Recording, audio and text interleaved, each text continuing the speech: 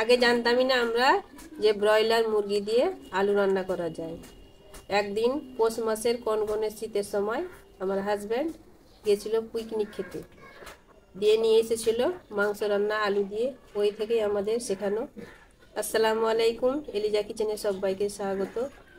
আমার মতো এখনও যারা আলু দিয়ে মাংস রান্না করে খাননি, অবশ্যই একবার খেয়ে দেখবেন, ভীষণই মজার হয়।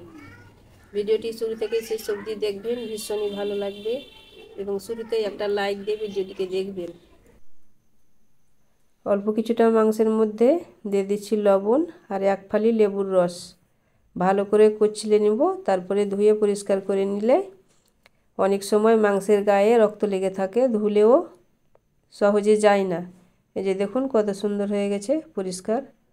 এখানে কিছু মশলা নিয়েছি, আদা, রসুন, কাঁচা লঙ্কা, গরম মশলা, তেজপাতা, এগুলোকে পেস্ট করে নেব।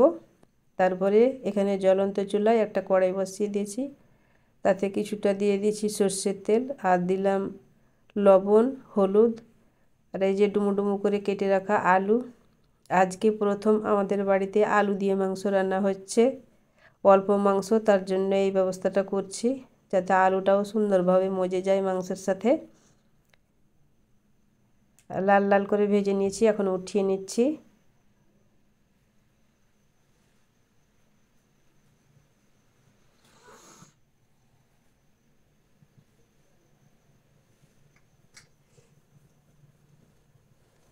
ওই তেলে দিয়ে দিলাম কিছু গরম মশলা আর তেজপাতা, আর দিয়ে দিচ্ছি দুটো কাঁচা লঙ্কা আর এই যে বাটা মশলাটা। ভালো করে নাড়িয়ে নেব এখন তেলের সঙ্গে।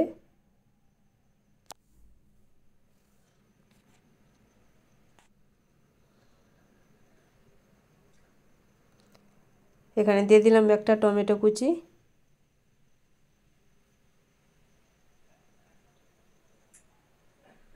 টমেটোটাও সুন্দর করে কষিয়ে নিয়েছি। দিয়ে দিলাম এখানে রেগুলার মশলা আর একটু জল। জল দিয়ে ভালো করে মশলাটাকে কষিয়ে নেব।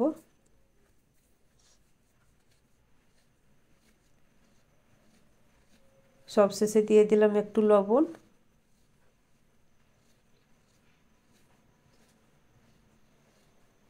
আর দেখুন কি সুন্দর তেল ছেড়ে গেছে, মশলাটা সুন্দরভাবে কষিয়ে নিয়েছি। এখন দিয়ে দিলাম নিতে মাংস, ধুয়ে রাখা মাংসটা, আর দিয়ে দিচ্ছি ভেজে রাখা আলু। একসঙ্গে কষিয়ে নিচ্ছি।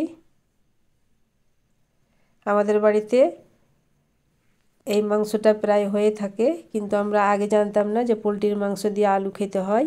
একদিন হঠাৎ করে আমাদের বাড়িতে পিকনিক হয়, আলু দিয়ে মাংস রান্না।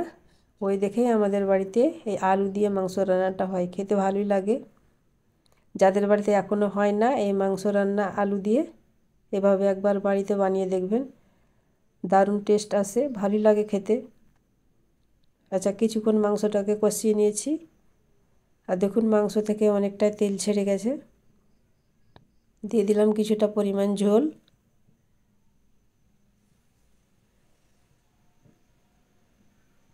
ঝোলটা দিয়ে ঢাকা দিয়ে দিচ্ছি ধিমা আঁচে। কিছুক্ষণ জাল করে নেওয়ার পরে দেখুন কত সুন্দর মাংসের কালারটা এসেছে, আর মাংস থেকে কি সুন্দর তেলও ছেড়ে গেছে। উপর থেকে দিয়ে দিলাম ধনেপাতা।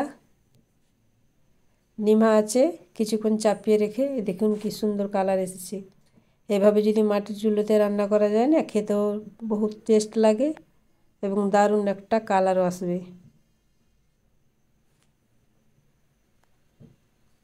আর কত সুন্দর কালার এসেছে দেখুন, আর মাংসগুলোও কি সুন্দর সেদ্ধ হয়ে গেছে, হাত দিয়েই ওয়ালিয়ে যাচ্ছে।